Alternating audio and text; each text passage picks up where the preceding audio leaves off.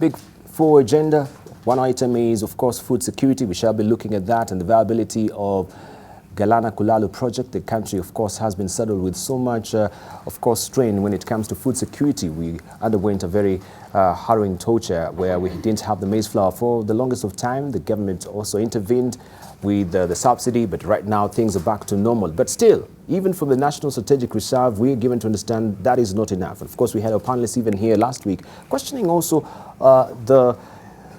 the security of these food items that we do have in our national strategic grain reserves. Most of them, of course, who are experts, they said some of them also, they are infested with aflatoxin. So we are here with our panelists this morning to look at that and a raft of other issues as well. And allow me to introduce our panelists this morning. We have with us lawyer Miguna.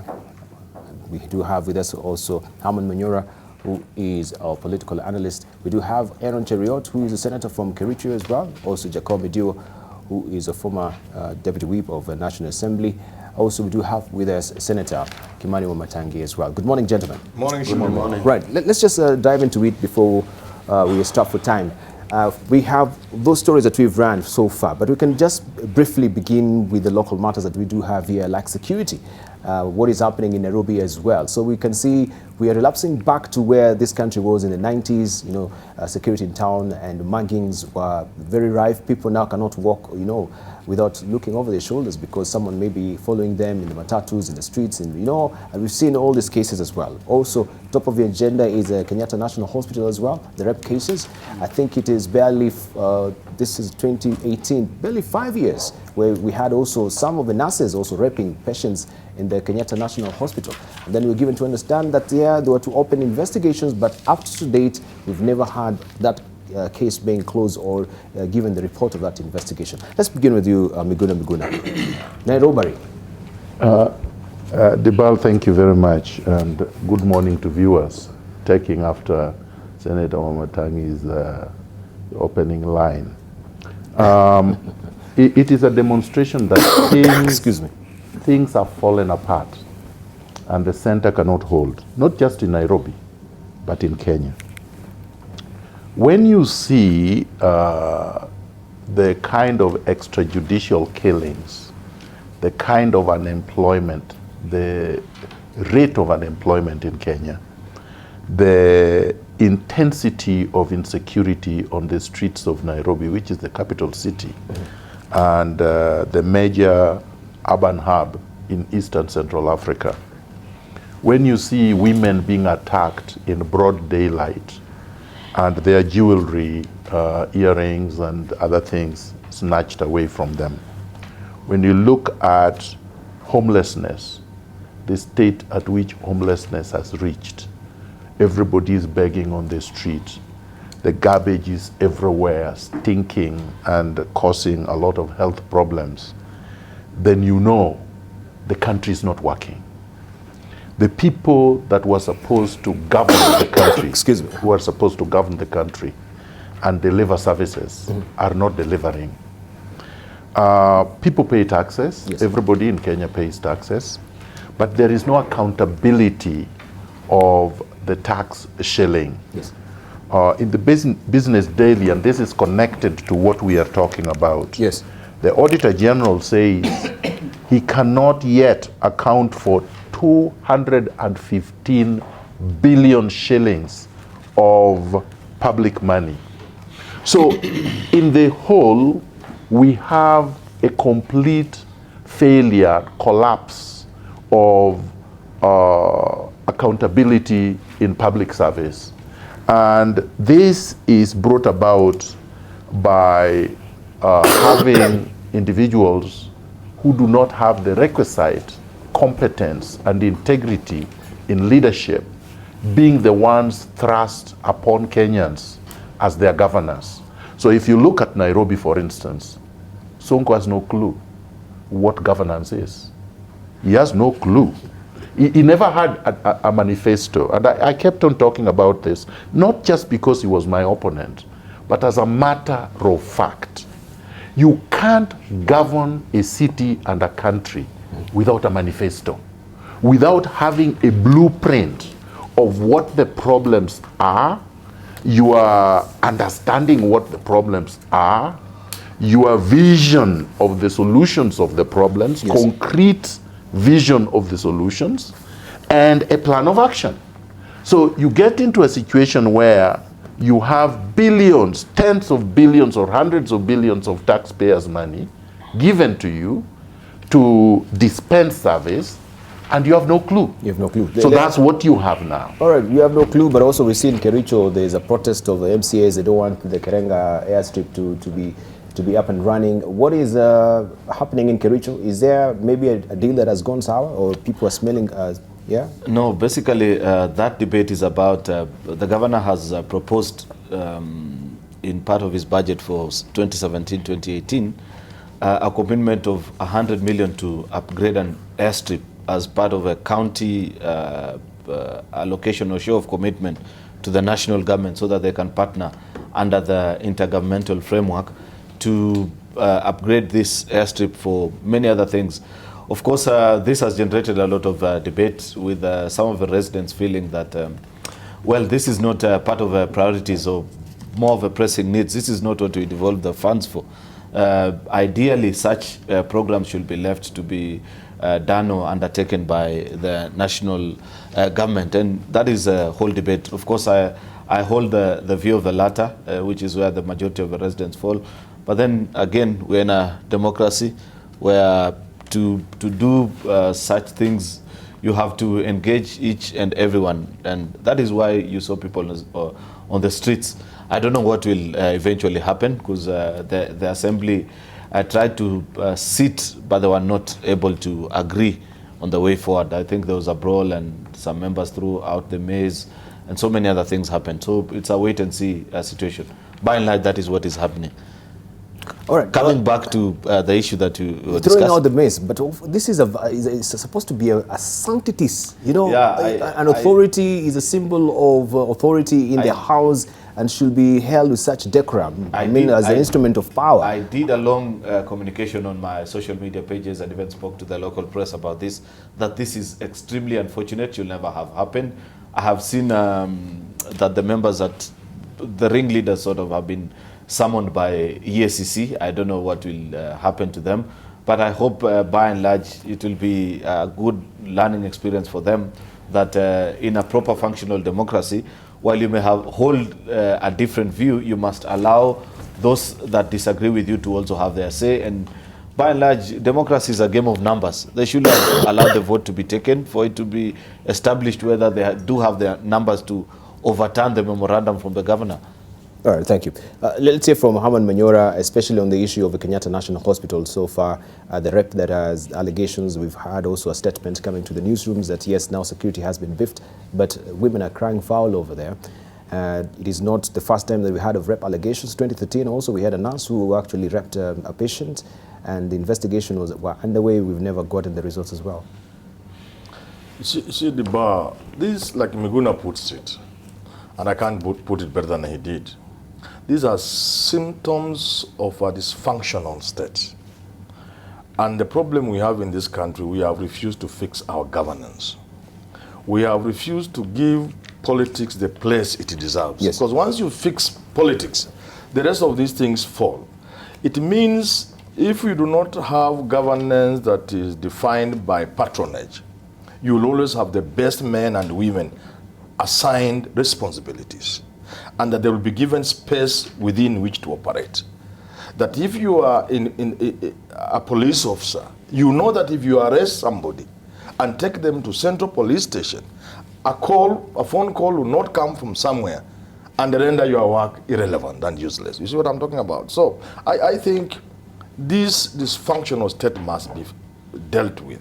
Nairobi was a place to be admired, and people of my age, you remember, we used to walk freely here, from one nightclub at night to another one on Fridays and Saturday, the whole day, the whole night.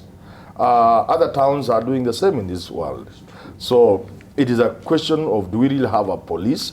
At a time we are attempting to fix the police, you can see we change the constitutional provisions regarding the independence of the police, National Police Service, with the compliance of my village mate Kavludi, and now you have the president making appointments. We thought we had a run. These are the things now, that is what you will have to pay.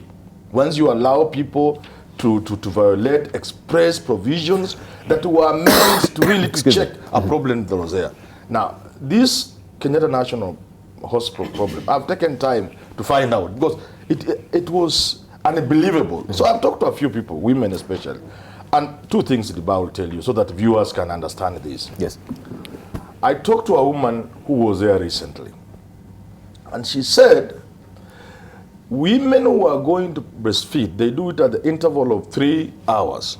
At night, they have been told by the hospital staff never ever to go down there alone. Never. Don't go alone. Make sure when the time to breastfeed comes, you wake up each other so that the hospital itself is aware of that menace.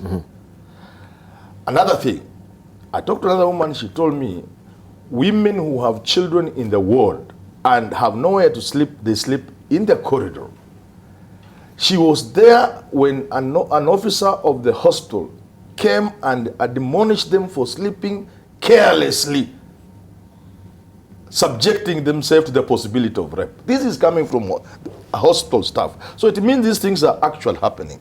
But finally, Deba, if you go to Nairobi, Kenyatta National Hospital, it is in a sorry state.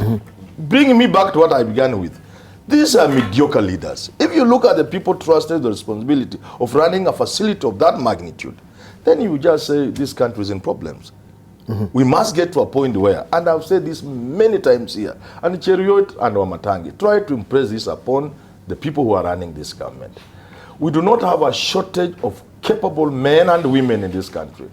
Whether it is your man from your tribe or whatever it is, choose the best person.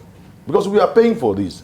Look at this kind of mugging that are going on in Nairobi. Look, imagine a mother who has given birth being subject to that kind of trauma.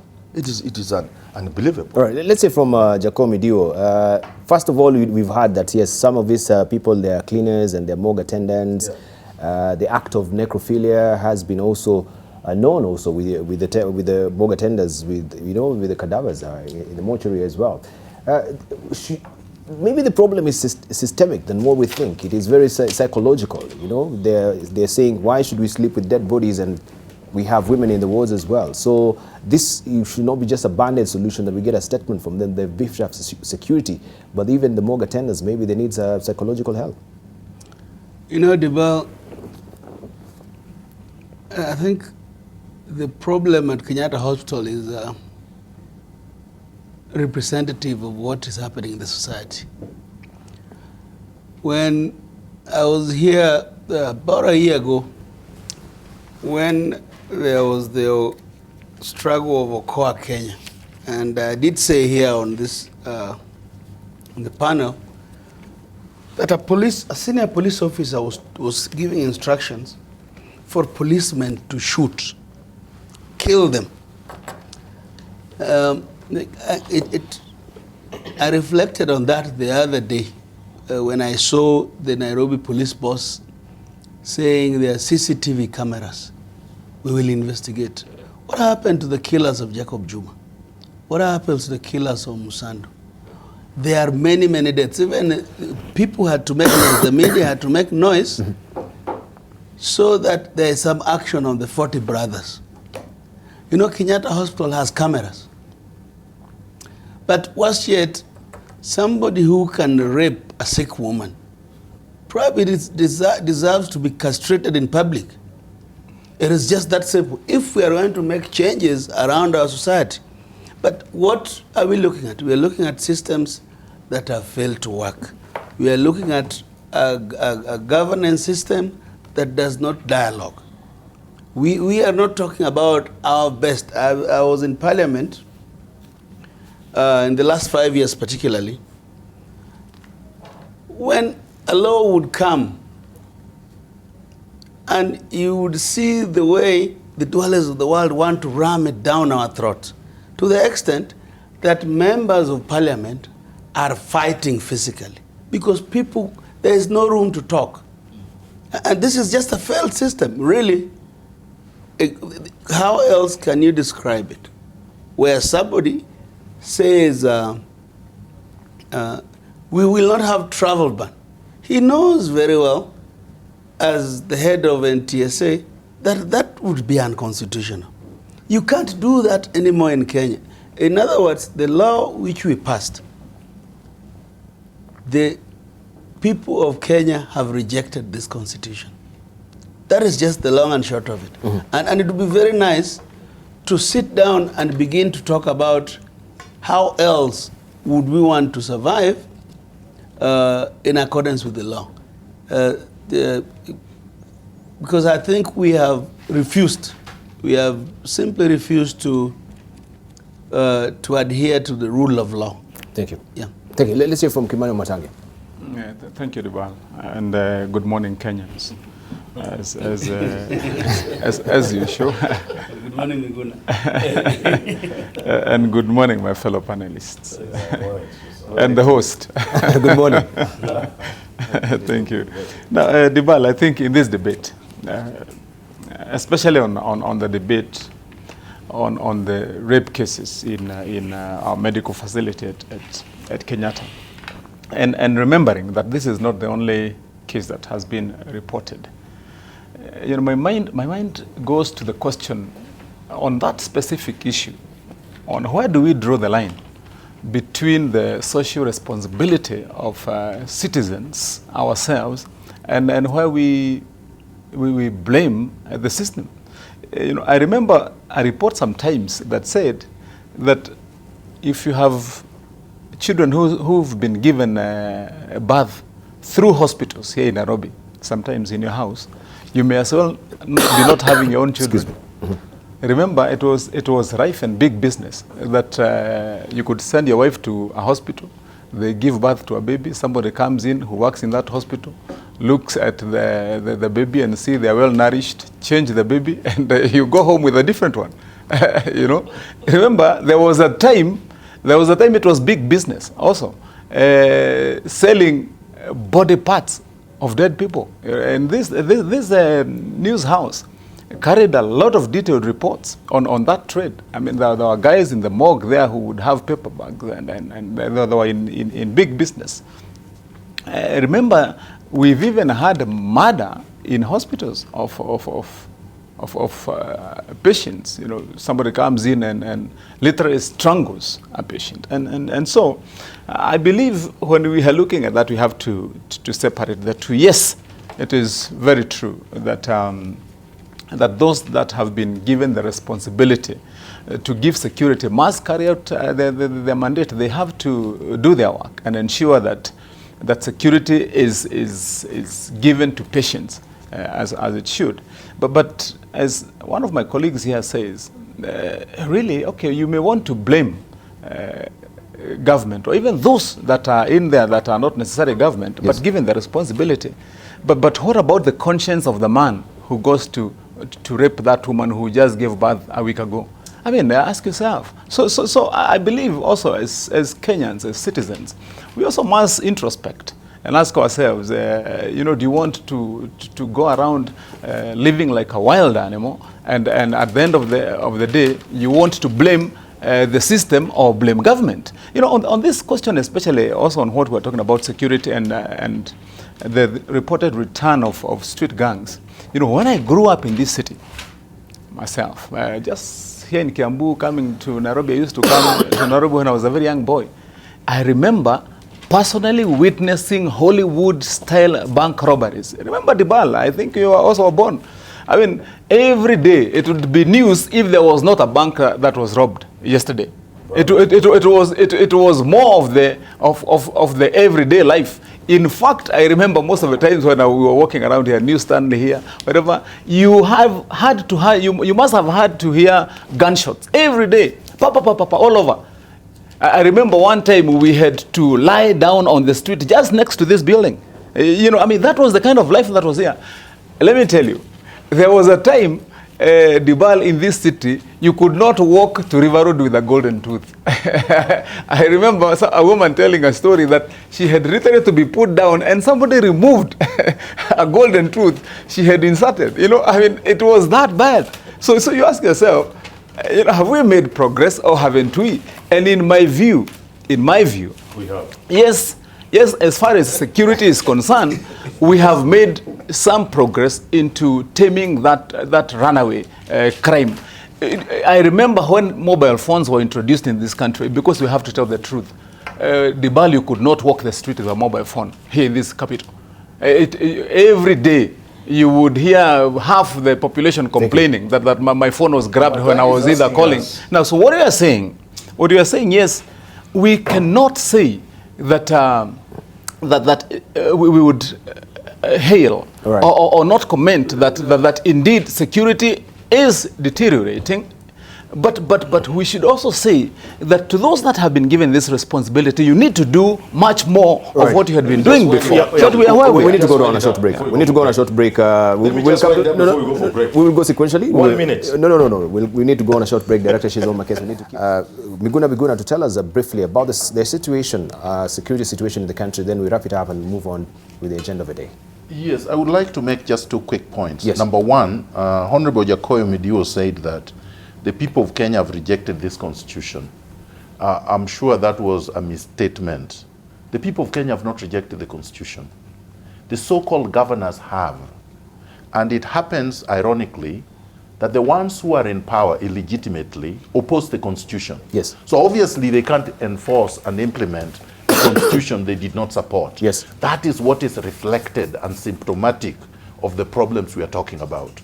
When you look at police reforms, it was outrageous that the Jubilee president purports to appoint heads of different police services, the DCI, the head of the administration police, blah, blah, blah. Yes. And then the following day, an ad goes up. Then after the ad goes up, basically a day after, they say they have shortlisted. The third day, they say they have appointed. They have already interviewed, appointed, and we saw a man I previously respected, Chief Justice Maraga, yes, swearing them in violation of the Constitution. There was a reason why the presidency was curtailed with respect to having power over the police because of the temptation. It's always been there to abuse the police, to use it against your opponents, which is what has been happening. And the Chief Justice is supposed to be there as the guardian of this constitution, and he violated it. That is unfortunate. The second point is Senator Wamatangi's statement that where do we draw the line between the social responsibility of citizens and the state or the government? Yes. And clearly, Senator Wamatangi is plainly wrong. It is not the responsibility of citizens to enforce the law. It is not the responsibility of the citizens to deliver services to each other. It is the responsibility of the state. That is why you are given the privileges to govern, to occupy public office. You are given power to use force if necessary. You are given power to uphold the law equitably and fairly. But that is not what is happening. I don't know. I did not grow up in the city. I grew up in a village, a small village called Magina, in Nyando constituency in Kisumu County. And I came to the city for the first time as I was going to A-levels in Murang'a. And it was a very safe, secure city. In 1986, I came to the University of Nairobi as a first-year student. And Professor Manyora is right. You could roam the whole night as a single student from one place to the other without any threat of attack, mugging, whatever. I don't know where Senator Wamatangi was facing the muggers. Maybe they existed where he was walking. But Professor Manyora and I did not encounter them. But he did mention, I think, in the 90s. I think is maybe the difference of time that he was talking about. No, he just said that it is an improvement. The times are now better.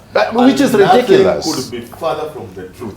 These are symptoms of every respect. symptoms of a growing city should be better. As Yeah, in, you should get better. If you don't learn how to manage your city better, you get the kind of That's what we challenges are that you're saying. facing. We must. okay, so we agree the challenge is management of the city. World over, when a city is growing, you need to improve on certain facilities. All right, I wanted to say something Tokyo small. is bigger than Nairobi as it is. I wanted to say something, just half a second. And this is important. Just a moment. Okay. I want to All say right, something just a moment. small. We are going sequentially Just as half a we second. agreed. Just a moment. And, Let's hear I'm from Aaron. happy, No, as I not say you. this. Just not you. Aaron, then we'll come to you. You see, the answer to this challenge, we've sold our life for too long to many of the people of this country, that if you come to Nairobi, you're coming to the city of resources, and your life will be partially better than what you get in the villages.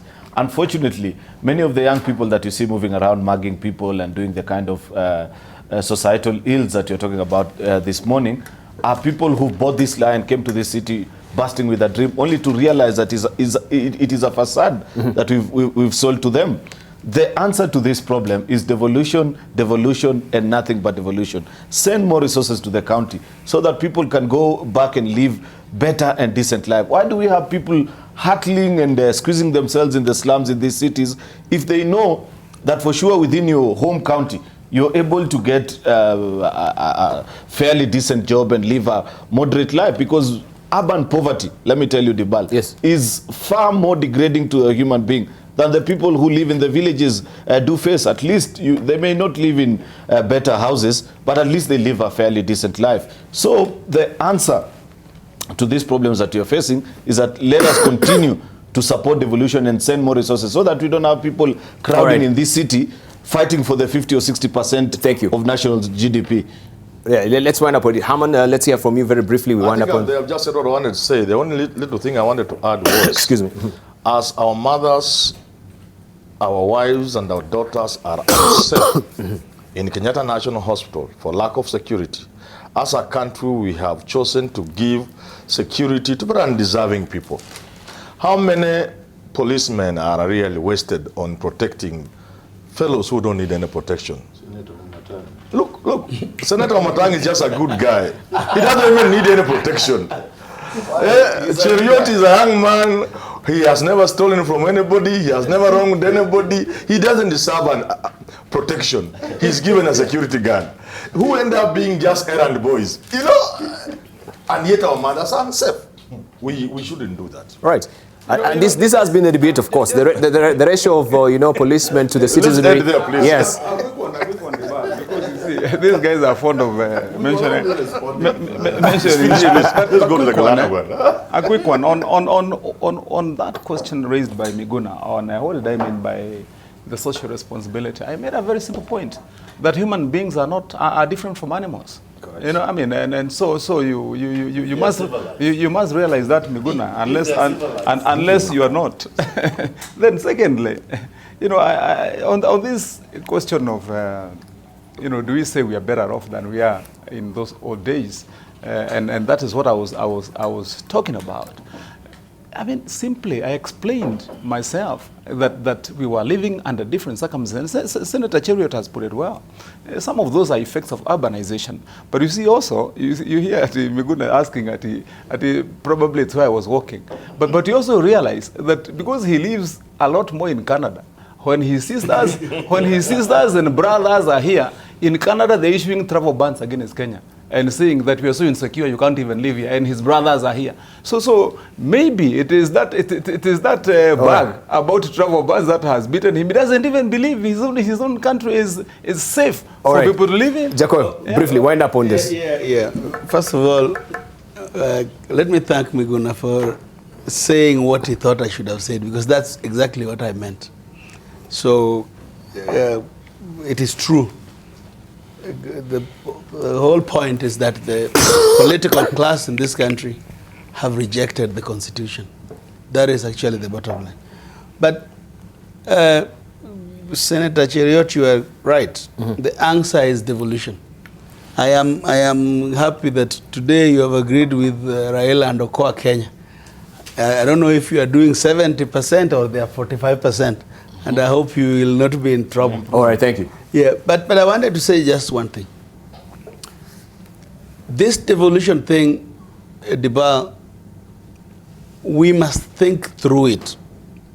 we must figure out if the way we are implementing it is the right way. Because you can't say give them more money and they're stealing all of it.